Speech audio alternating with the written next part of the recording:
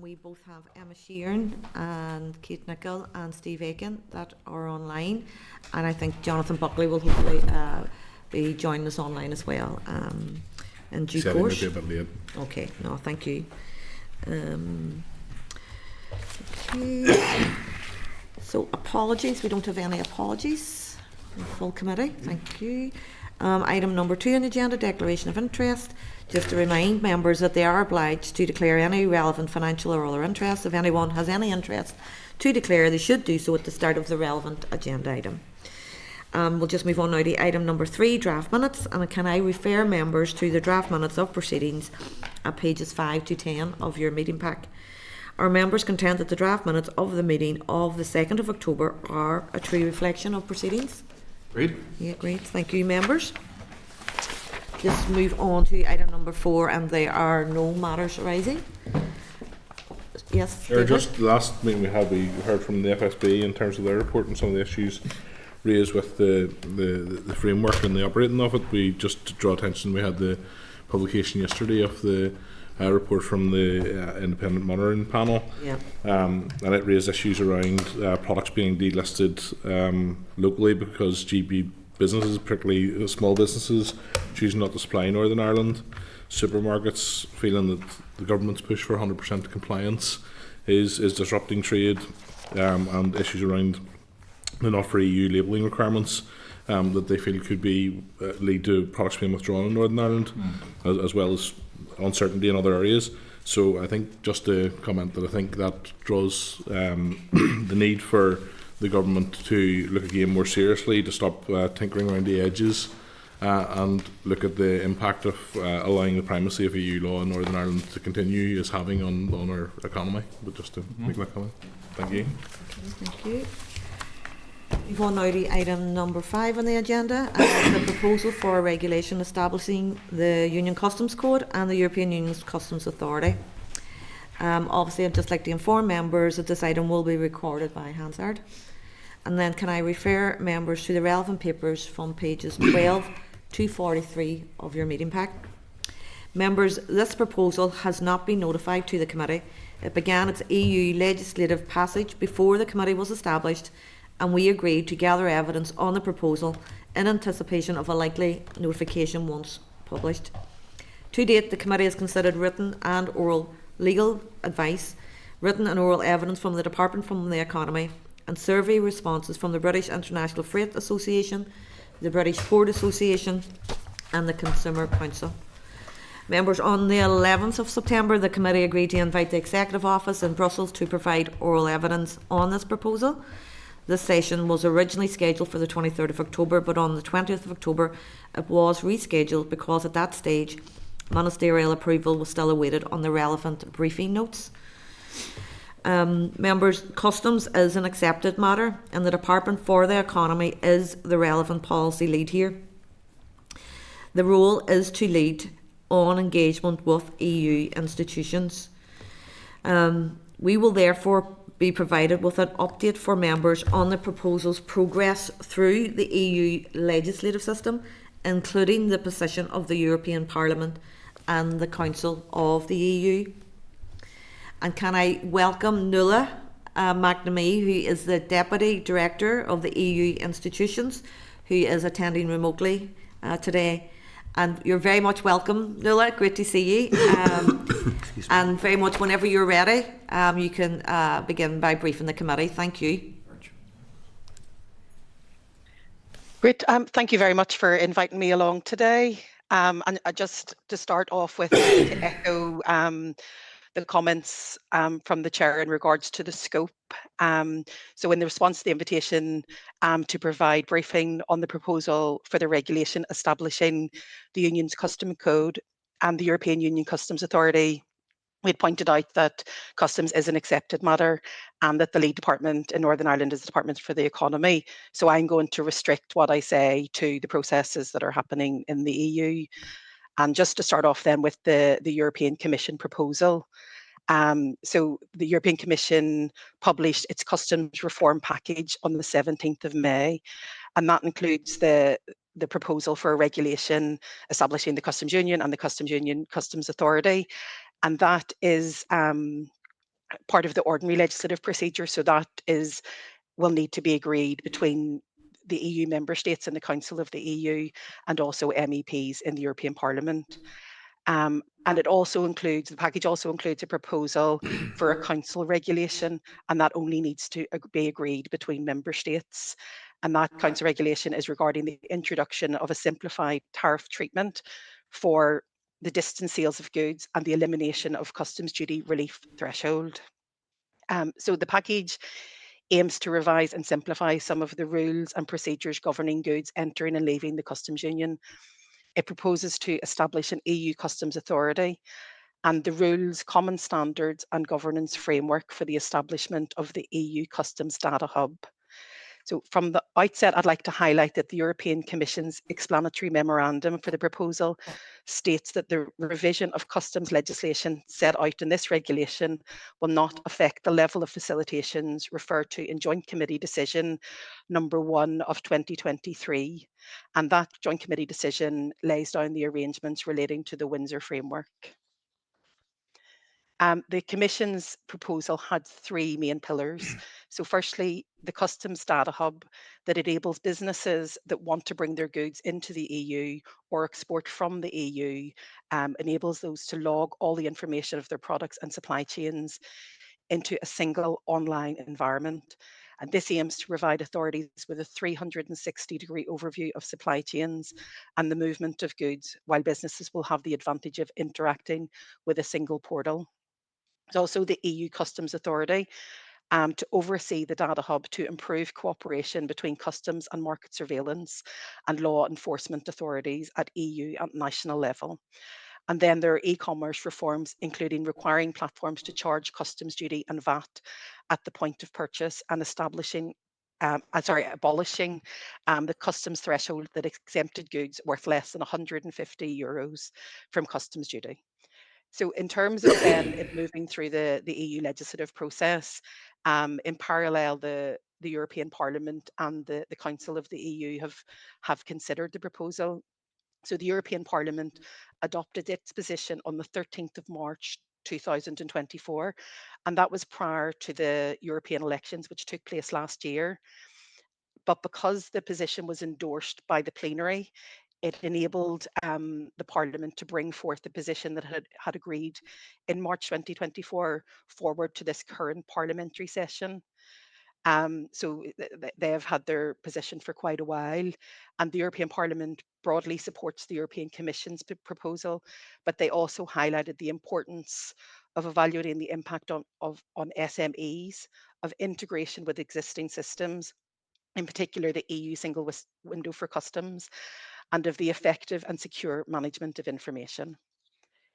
The council position has taken a little bit longer to agree, and still because on 27th of June 2025, they adopted a partial mandate for negotiations with the European Parliament. The Commission proposal or position includes some amendments to the European Commission's proposal, including clarifying certain customs processes in order to make them easier to implement by EU customs authorities on the ground. The Council considered that it would have been too difficult for SMEs to meet the criteria for the proposed new trusted trader programme called Trust and Check, and therefore have recommended retaining the existing authorised economic operator programme and to have both programmes run in parallel. The existing authorised economic operator scheme is already used by thousands of SMEs to simplify their customs obligation and provides for tailored measures to support SMEs' compliance with the new rules. Then following the European Commission's e-commerce communication in February 2025, the Council of the EU position also introduces a new concept of a handling fee to be collected by customs authorities on small consignments entering the EU through distance selling. The handling fee was only introduced after the Commission proposal was published and after the European Parliament had adopted its position. So it's in the member states' negotiating position.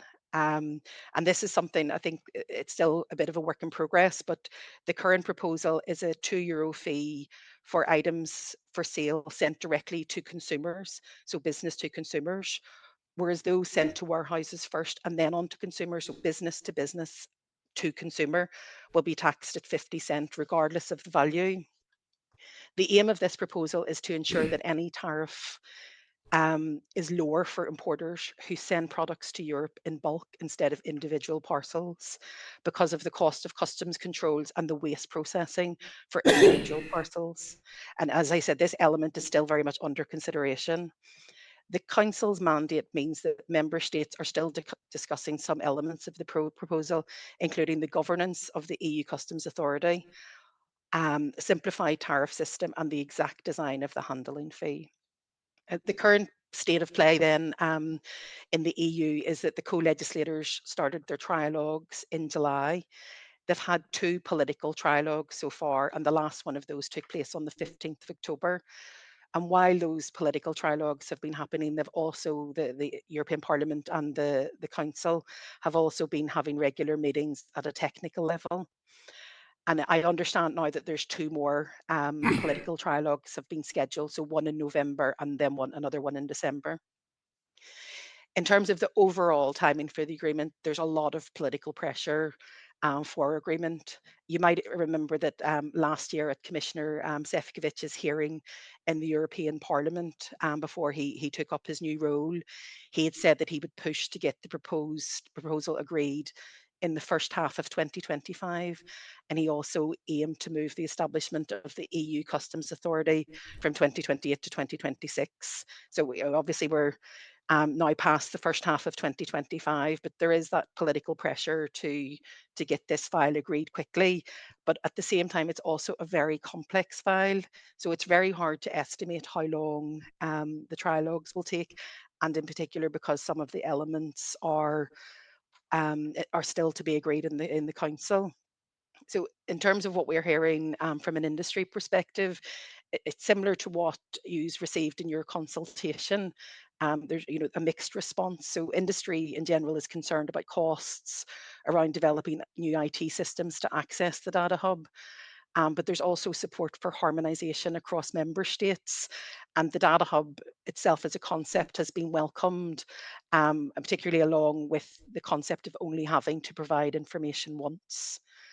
And just to finish sort of on the impact of Northern Ireland, and really to reiterate what HMRC and DFE have already said to the committee, that until the co-legislators reach agreement, we will not know what will be in the final package. And I mean, HMRC have advised that the UK government is closely monitoring the progress as it evolves through the EU legislation process. The UK government's explanatory memorandum has stated that the EU has expressed the need for consultation with the UK to take into account potential implications for Northern Ireland. And because Northern Ireland our departments sit as part of the Windsor framework governance structures between the UK and EU, we would expect to be involved in those structures on issues that are relevant, of relevance to Northern Ireland as part of this regulation. So thanks very much. That's my opening comments. Thank you, Nuala. I'm just going to open it to members now. They might have a few questions, Nuala. Was that okay? Okay. Yes, David? thank you. Thanks very much, Nuala. Thanks for the presentation. A few questions that probably are more will be more properly aimed at the Department for the Economy. But one that you might be able to give insight into, and you might not, and I'm happy to accept either way. But the UK government seem to be pretty confident that the EU are going to stand over the exemptions for customs for goods under 150 euros for goods moving between GB and Northern Ireland. Do you think that confidence is well founded in terms of your own knowledge of what's going on out there? Why is it that they think that the EU is going to allow that whenever that exemption is going to be removed for other EU states? I mean, I think I agree. Yes, it is probably more of a matter for HMRC, but I think there's a bit, maybe some comfort in the explanatory memorandum element that does say that what in the package will not impact on the Windsor framework facilitations. And I don't know if maybe that's where they've got that's the confidence is coming from. But yes, No, look, probably a it's matter not. for If it's HMRC. no, I accept it's probably not. Again, it's probably aimed elsewhere. But I just thought with your own contacts as well out there, whether there's any insight into that. But thank you very much, Nuala. That's Thank you, David. Peter? That's good. Thank you, Chair, and thank you, Nuala, for joining us, albeit virtually with a massive crane in the background there. Just in terms of your oral evidence on the way through, I just wanted to clarify something, and I was doing my best to listen, but some of this stuff is so complex. You mentioned a €2 fee on the way through there, and I was just checking. Would that apply? Is that a business to consumer fee? And as such, say I bought something from the States and got it into Northern Ireland, would that €2 fee, assuming all this goes through, right? But would that €2 fee apply to me? Again, this would probably be something more for HMRC to answer, and probably once this is agreed. This concept is quite a relatively new addition to this package, and it still needs to be worked out a little bit. It's still subject of conversation between member states, but it does propose that for where the regulation does apply, if you order a package directly from a business, you would pay €2, whereas currently, and again, just to stress that this is very much not been agreed. If you ordered it through a business that then sent it to another business for onward distribution, it would be 50¢. Okay. And that would apply. That's very helpful, Nuala. I'm not trying to lead you down a path, in any way, but that would be something. I think from your evidence, it's early days. This is late on. With all those caveats, I accept that. That's fine. But this would be something that, essentially, if passed, if it was included and passed, and so forth, if consumers in Northern Ireland were buying stuff directly from businesses outside of the EU, that charge, if passed, would therefore be an additional cost to them. Would that be right? Potentially, but I would sort of leave that to HMRC to do and DFE to do the analysis of how that would apply to us in Northern Ireland. Brilliant. Thank you, Nuala. That's very kind. I don't have any, thank you, Peter. I don't have any other members wishing to ask any questions. Yes, you do, Chair. I've got my hand up. Polly, I don't see. I see it. It's because your background's yellow. Talking again, what are you, Chair? I I very didn't much see it either. apologise. I didn't see the hand, Steve, so apologies. Over to you, Steve. Okay, just a couple of technical questions. I understand that there's an intention for the rollout across the EU was supposed to be the 31st of December this year. Has that been delayed indefinitely, or is that still happening? That's the first question. Yeah, so I think, are you referring to ICS2? Yeah. Yeah, so that's part of the original customs code. And that's part of the implementation of that. Whereas this is a new, this package is a new package. So, and it won't be implemented until it reaches agreement. And sort of we're picking up here best estimates that the final package won't be agreed probably until the middle of 2026. And even then, the rollout of the various elements of that will, they'll have a lead-in time of several years as well. So that's because obviously the latest thing that came out from the EU, I think, when I was talking about the Union Customs Code, it says the practical application is addressed in several guidance documents produced in collaboration with member states and trade representatives. These rules will ensure a smooth transition from existing customs legislation regime to the new UCC rules on a gradual basis between the previous date and December 2025. So you saying that's not on the table anymore? No, no, that is, but it's part of the previous customs code, as far as I understand it. And again, this is maybe more of a question for HMRC, but that element of those introduction of the ICS2, that's not part of this package. But we're, as for Northern Ireland businesses, have to be part of that package by the end of this year, don't they? Yes, as far as I understand, and again, this wouldn't be my area too, so you're probably better to check with Department for Economy. But as far as I understand it, yes, that will apply in Northern Ireland. Yeah, and have you picked up in your conversations between yourselves and sort of the UK office in Brussels any sort of indication of the fact that the IT systems aren't? We're getting from business, we're just getting the IT systems aren't compatible. They're not talking to each other, and people are very worried about what's going to happen on the 31st of December. Are you picking up any of that? Yeah, yeah, I know certainly our stakeholders have raised these issues, and particularly with the Department for Economy, and they are being raised. Yeah. The next one is sort of it's a more sort of esoteric one, but I know discussions are going on in Brussels. It's why we specifically wanted to talk to the Brussels office. This idea of the governance of the EU customs code and customs authority and who does it apply to. The indications we've had from, I think it was from, or I've had from some of the Norwegian delegation and the rest of it, is they're struggling with this bit at the moment because they say with access for the single European market and all the sort of issues to, well, you're going to have to sign up to be governed by the EU customs authority. Is there any indication in sort of your sort of discussions, because obviously we're not in Brussels, so we can't go around and talk ourselves, and you're our eyes and ears there. Are there any indications of what direction of travel that's going in? I mean, for third countries, I think that will be something again that's worked out once this is agreed, because they're still looking at um, they're still agreeing between member states on the governance issues. Um, so again, I think that's something that HMRC will be looking at when they're talking to the European Commission once we know what's in the final text. But just so we get it in the right direction, European Commission will decide, it will all be signed off on, and then it will tell Britain what the third countries are going to have to do if they want to be part of it. Because we don't actually have a say in it because we're not part of it, do we?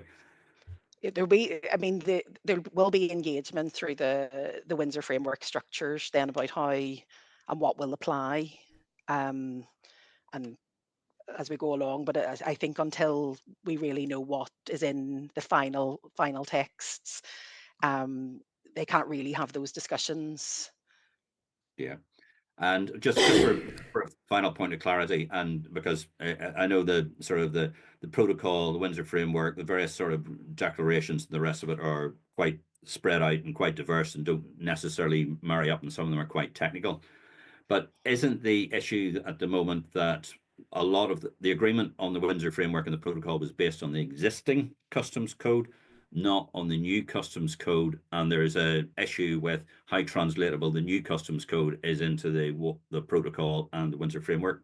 As somebody much brighter than me was explaining that, from who was an academic who was recently in Brussels and was trying to explain the difficulties of it because they're not really compatible. I mean, as far as my understanding is, anything that is listed in the annexes of the Windsor framework should be taken as those pieces of legislation as amended or replaced, and that's through the 13.3 process.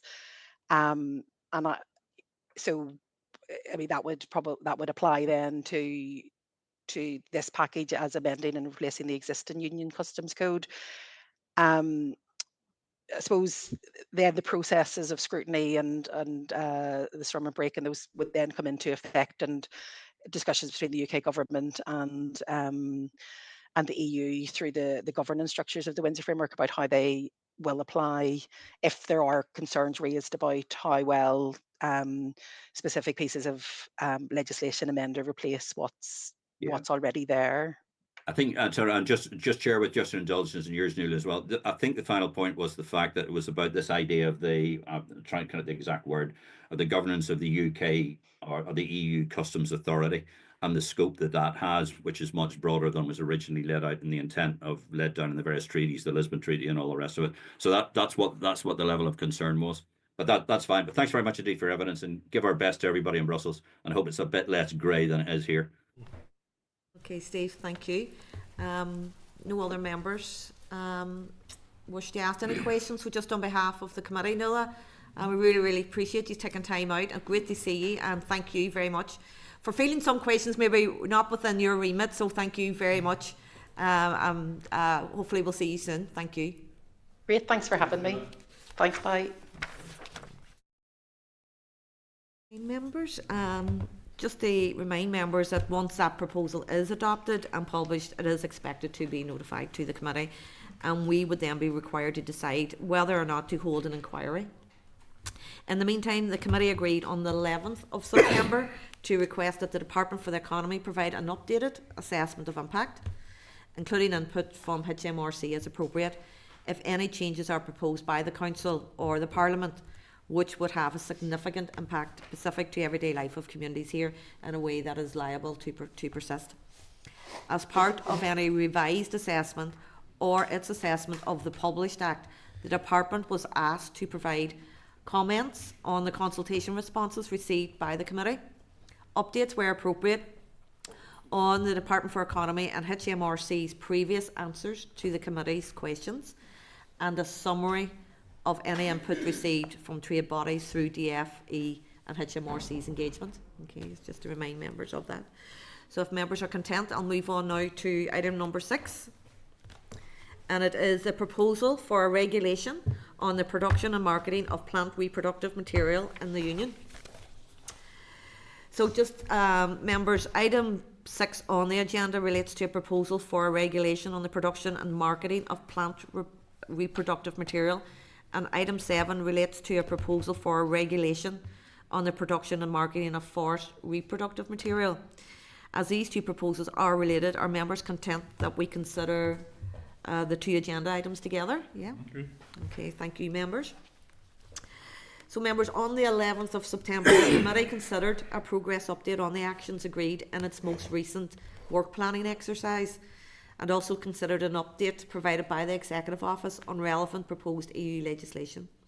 Following on from the completion of those work planning exercises, the committee agreed to request departmental assessments of impacts for these proposed acts.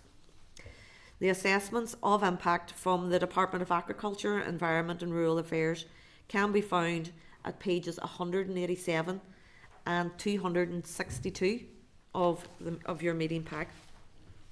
In both assessments of impact, the Department states that it appears likely that applying these amendments would not have a significant impact specific to everyday life of communities here. Both of these proposals are yet to start trilogue negotiations. Therefore, publication is not expected anytime soon, and the text of the proposals may change as they progress through the EU institutions. In relation to each individual proposal, do members therefore wish to ask the Department to provide a revised assessment of impact of any changes to the text or proposed by the Council or Parliament which would have a significant impact specific to everyday life of communities here in a way that is liable to persist? Yeah, members content? Yeah, members, thank you. So I'm going to move on to item number 8 on the agenda, and it's a proposal for a regulation on compulsory licensing for crisis management and amending regulation, EC 816/2006. Can I refer members to the relevant pages on pages 269 to 456 of your meeting pack? Members, at our meeting on the 11th of September, the committee considered a response from the British Government on this proposed regulation and agreed to request an assessment of impact. A copy of the assessment of impact from the Department of Health can be found at pages 308. It states that the legislative text appears to exclude the North from the scope of any EU-wide compulsory licence granted by the EU under the amended legislation.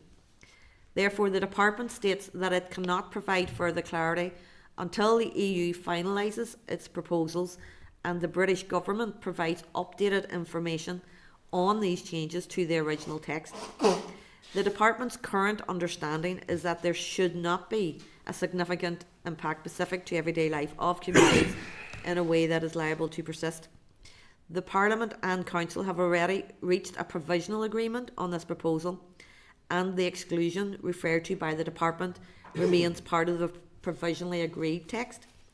In order to seek more clarity on the application and practical effect, if any, of the proposed EU Act, we as a committee may wish to request an updated assessment of impact from the Department of Health on the provisionally agreed text, with any input from their counterparts in the British Government that may be required, and secondly, request legal advice, including on whether the proposed regulation significantly differs in whole or in part from the content or scope of the EU instrument which it would amend or replace.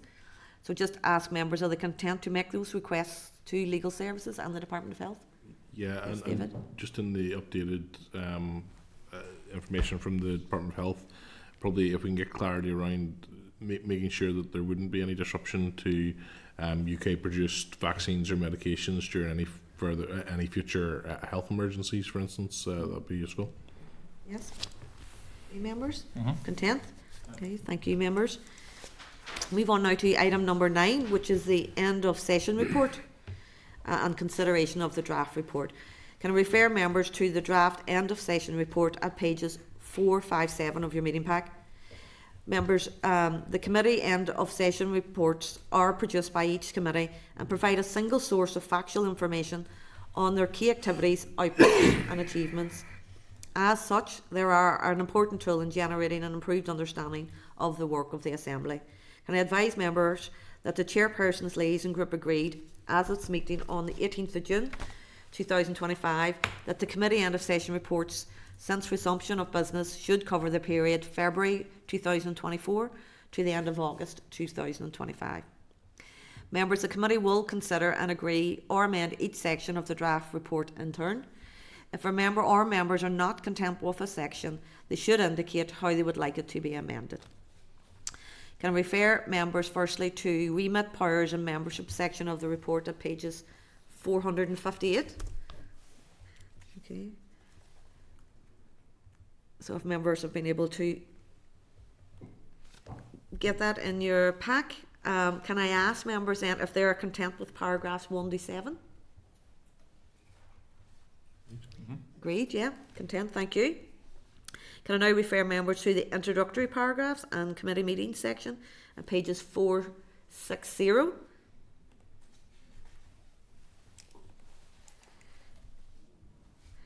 Are members content with paragraphs 8 to 11?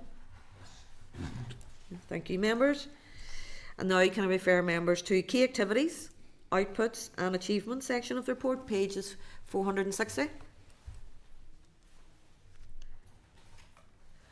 Are members content with the introductory paragraphs? Yes. Paragraphs 12 to 14? Yeah, thank you, members. Are members content with paragraphs 15 to 18 on inquiries?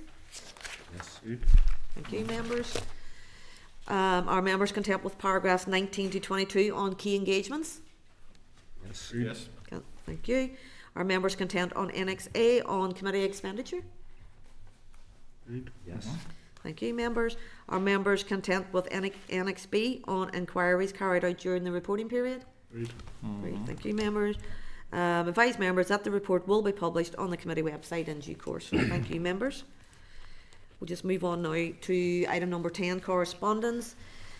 Okay, members, item 10.1 and 10.2 both relate to a proposed regulation regarding the simplification of certain requirements and procedures for chemical products, which the committee is monitoring. So item 10.1, and it's at page 468, is a response from the British Government to the committee's request for clarification on a point made in the EM. And item 10.2 at page 471 is correspondence from the House of Lords NI Scrutiny Committee to the British Government. Are members content to note both items? Thank you, members. We'll now move on to items 10.3 and 10.4, which both relate to a proposed regulation on the European Chemicals Agency. Again, the committee is monitoring this proposal. So item 10.3 at pages 468 is a response from the British Government, and item 10.4 pages 475 is correspondence from the Lords Committee to the British Government. Can I remind members that we previously received legal advice indicating that the proposal is largely a new act. The British Government has stated that in its view the proposal, if adopted in its current form, would constitute a replacement EU act.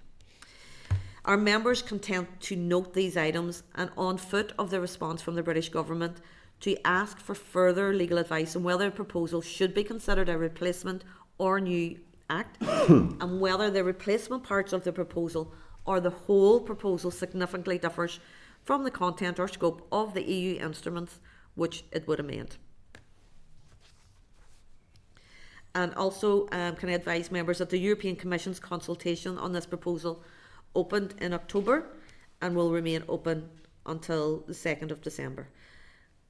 Is content, yeah, members? Are members content to share a link on it on social media and the committee webpage? Yes. Great, thank you, members. Okay. Members content, we'll move on now to item 10.5, and it's at pages 476, and it's a response from the Department of Agriculture, Environment and Rural Affairs regarding a proposed regulation on the protection of animals during transport and related operations.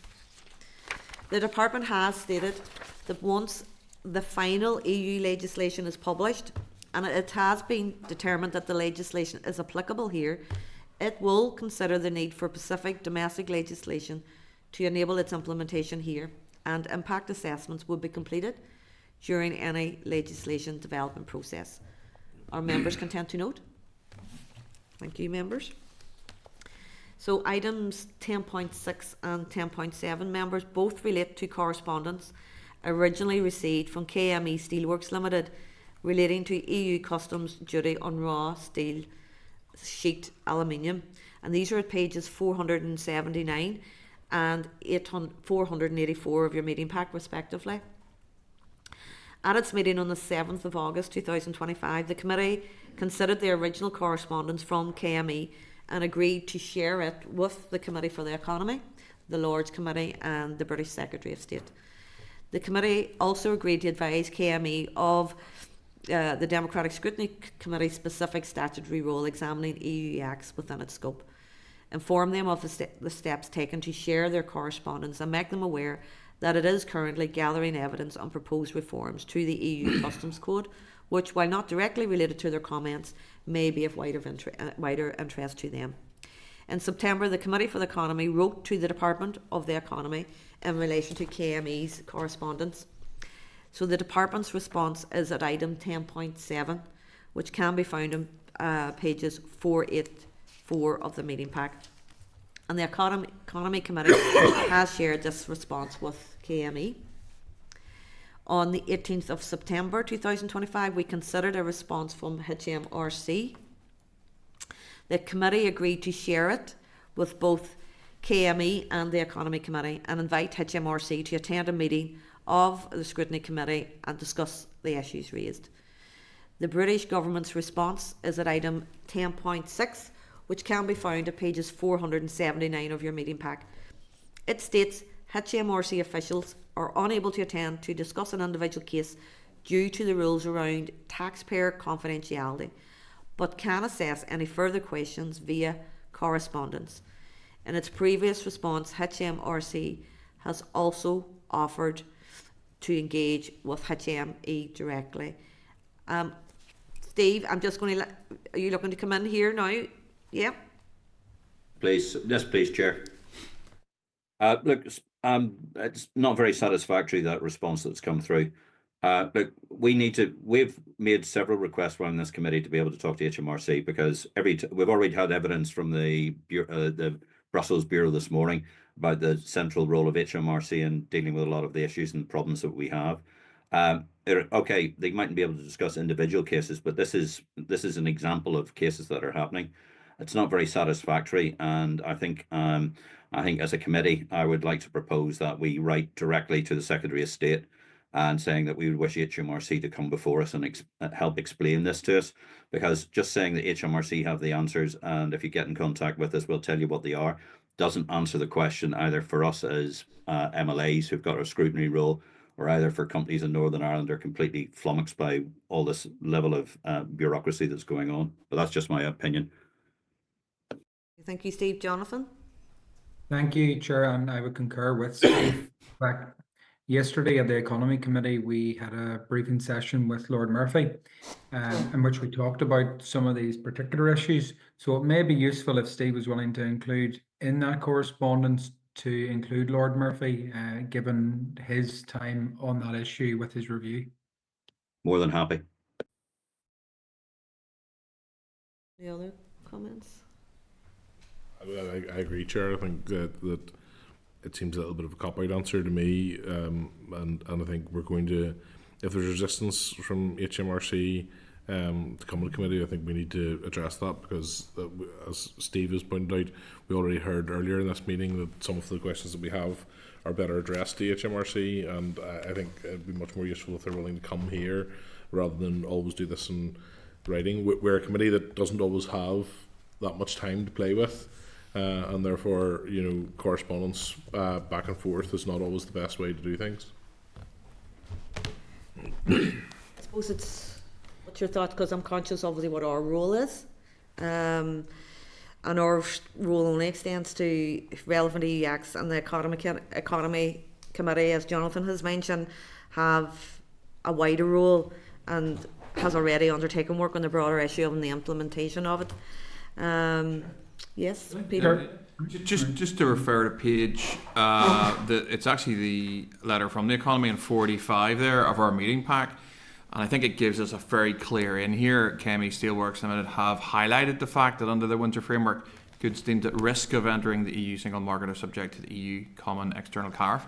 So, I mean, as McNamee highlighted this case, I think that probably gives us a scope to push HMRC on this, because it is something that we could consider under Windsor framework, because that's what they're sort of citing as an issue.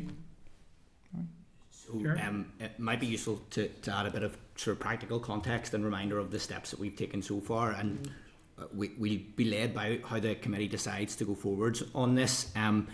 It's worth noting that our first step when we first received this correspondence was to acknowledge that the concerns raised here relate to implementation of the Windsor framework rather than a specific proposed replacement EU Act or a specific new EU Act. That drove the committee in the first instance to share this with the Committee for the Economy, who have a sort of clearer and wider role on those issues. It might be the case that members may wish to share the response we've received from HMRC with them and allow them to take it forward in some way if they wish to do so.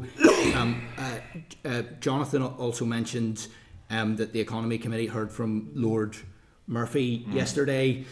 Members will be aware, and I know the Chair is going to touch on it later in the meeting, that we will be having our informal meeting where we prepare a sort of committee agreed response on a number of issues from that review. So perhaps maybe we want to consider a committee position at that time, and we can look at issues like that as part of that discussion.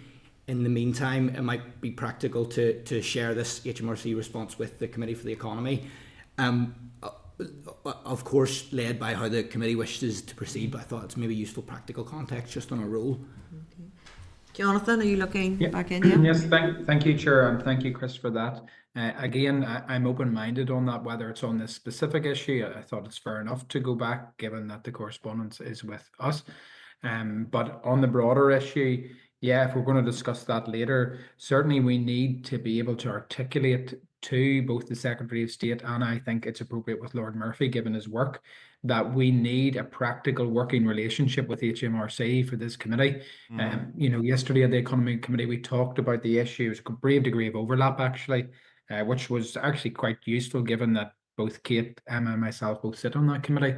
But the point was that for the early feed-in from businesses and the experiences they're feeling, HMRC are crucial in holding that data and that information that will help us have informed, timely decision making. So if we're going to come on to that, I'm happy to leave that particular thrust to whatever our response is to the review and how we incorporate that. On the individual issue of this particular case, I'm open-minded.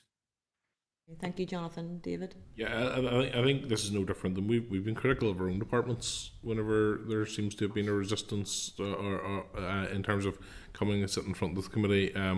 whether it's resistance or whether they didn't think this is the time remains to be seen. But it seems to me that there are questions on a multitude of issues where we could use someone from HMRC coming before us, and I think it's worth establishing that relationship and that understanding, that where we do have questions, that we do expect them to be able to give us someone to answer some of the questions that we have. So I agree with Jonathan on that wider point.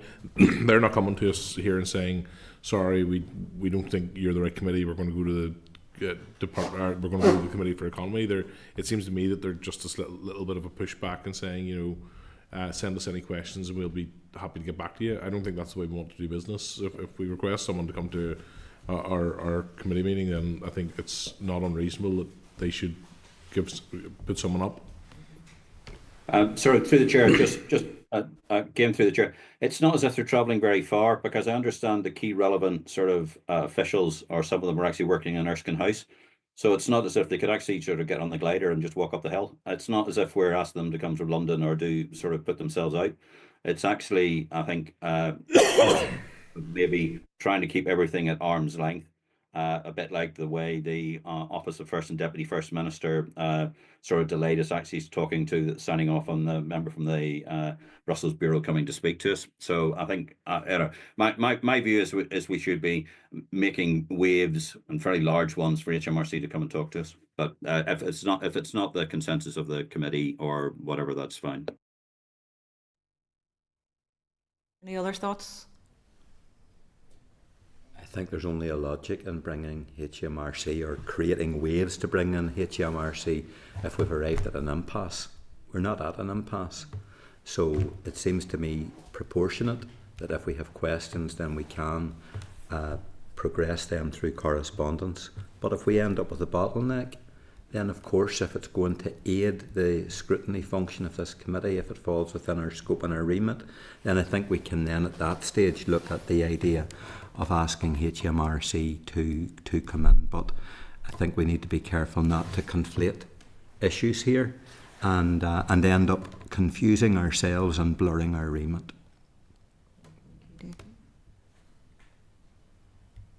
Any other comments? So just members, would you be content then, and obviously what we've heard from Steve, and I'm conscious what our remit currently is, and I'm conscious the wider role of implementation does sit with the department, but in hearing what members have said, and given that this probably will be a key issue that can be discussed with our internal meeting that will be happening quite shortly, if you could wish in relation to taking any further action at this stage until we do our internal review, that we could maybe write back and thank the economy committee and asking them for obviously to keep us updated at this stage and share the British government's response with it, and ask us to keep us informed of any actions or similar issues within its remit that may interest members of the Democratic Scrutiny Committee. And I'm just conscious at this stage, until we collectively do an internal review where this area in relation to our remit and our scope, and then likewise any key questions in regard and implementation that very much cuts across the Pacific Department, that we can have further discussion on that. Yes, Jonathan?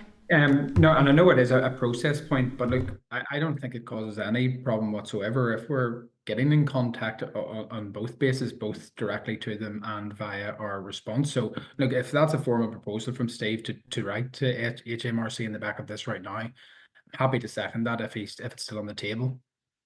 Yeah, happy if it was still on the table. Members content with the proposal that's on the table? Agreed. Okay, Steve?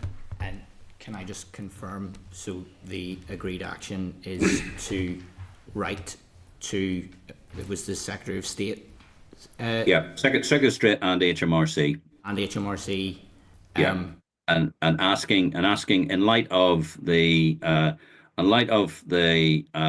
implications of EU regulations and correspondence we've had from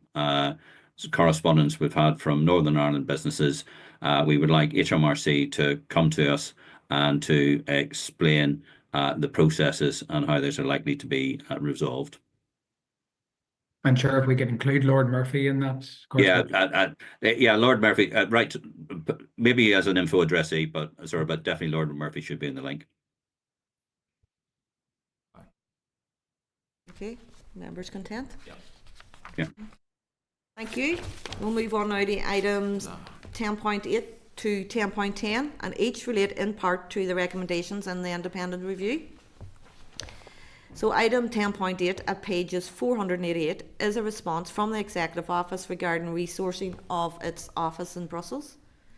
Item 10.9 at pages 491 is correspondence from the House of Lords Committee regarding its own recent report on the Windsor Framework, and item 10.10 at page 600 is a transcript of the House of Commons NI Affairs Committee's oral evidence session with Lord Murphy, the Secretary of State and the Minister for the Cabinet Office on the Windsor Framework. Can I remind members that an informal meeting is scheduled for the 20th of November when we will discuss our response to the independent review. Some of the recommendations in the Lords Committee report are also relevant to this, and we will consider elements of the report and transcript further during that informal meeting. For now, are members content to note these items? Content, Yes. yeah, thank you, members. So move on now to item 10.11, and it's at page 625, and it's an update from the Executive Office in relation to current proposed EU legislation.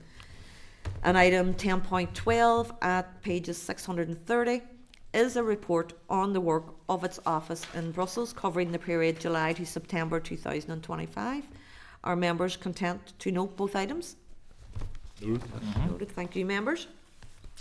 Move on now to item 10.13 at pages 667, and it's an update from the EU Affairs Office regarding the Committee of the Regions UK Contact Group.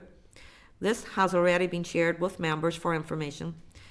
Just like to remind members, an opportunity has arisen for the Deputy Chairperson and I to attend the next meeting of the Contact Group on the 18th of November, as we will already be attending the EU-UK Parliamentary Partnership Assembly on behalf of our respective parties on the same date.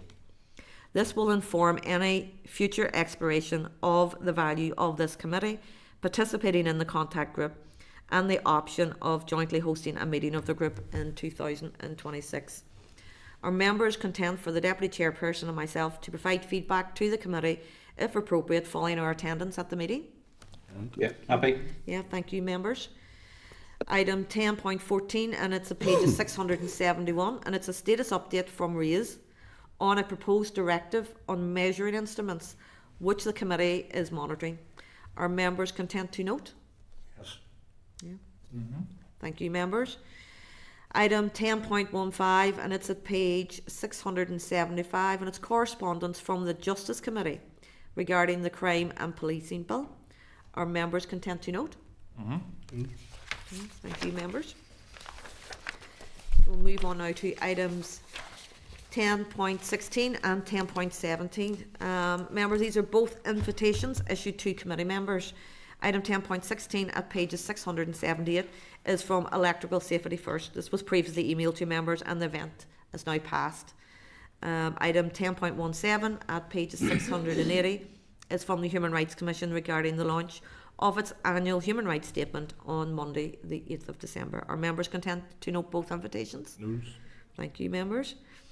Items 10.18 to 10.21 are all copies of correspondence from the Lords Committee to the British Government. Item 10.18 at pages 682 relates to the Lords Committee's recent document review. Items 10.19, and it's at pages 692, relates to a proposed regulation on the dates of application and transitional provisions for EU chemicals legislation. And items 10.20 at pages 694 relates to a proposed regulation on the wine sector. And items 10.21 at pages 695 relates to a delegated regulation on household tumble dryers. Are members content to note these items? Thank you, members. Just move on now to item number 11, members. It's Chairperson's business. Just to inform members that the European Commission Work Programme for 2026 was published on the 21st of October. RAISE has been asked to identify anything in the work programme that could potentially be a new or replacement act, and will attend the next meeting of the committee to provide a briefing on it. In the meantime, the work programme is included for members' consideration, and it's on pages 697 of your meeting pack. Are members content to note? Thank you, members. And just members, as our last meeting there on the 11th of September, the committee agreed to ask the Secretariat to prepare briefings on the procedural matters arising from the independent review's recommendations regarding the Democratic Scrutiny Committee, and to schedule an informal meeting to discuss these. As I mentioned before, the informal meeting has been scheduled for the morning of Thursday, the 20th November, and the committee office will be in touch with further details. If any of you aren't able to attend, if you could please just update the Secretariat as soon as you can. Okay, members? And just moving on to item number 12, any other business. Do members have any other business? Yes, please, Chair, with your indulgence. Okay, Steve, yes? Yeah, the Dentists Association has been in contact with me about concerns about dental amalgam. And we remember that some members of the committee and sort of some political parties have said that sort of the whole dental amalgam problem's been solved. Apparently it hasn't. And there are some significant issues, particularly that are likely to come out of COP, which is taking place in Brazil this week, which means that there may be changes in the debt states from amalgam. And they're also raising concerns about supply of amalgam. And they're also raising, they've also raised with me concerns about amalgam getting stuck in the red lane and the additional costs that that's implying to dentists as well. I just wonder if it would be appropriate for the committee to ask a note to the Department of Health to see if they've got any, if they've been made aware of any of these concerns by the British Dental Association and others as well. Yeah, I think that's fine. Yes, the committee will write to the department and raise those concerns. Thank you, Steve. Thank you, Cheers. No bother. Any other matters? No members? We'll just then move on to item number 13 and the date, time and place of our next meeting. So then the next meeting has been scheduled for Thursday the 13th of November, 10 AM in room 30. I'll now adjourn the meeting, and thank you, members.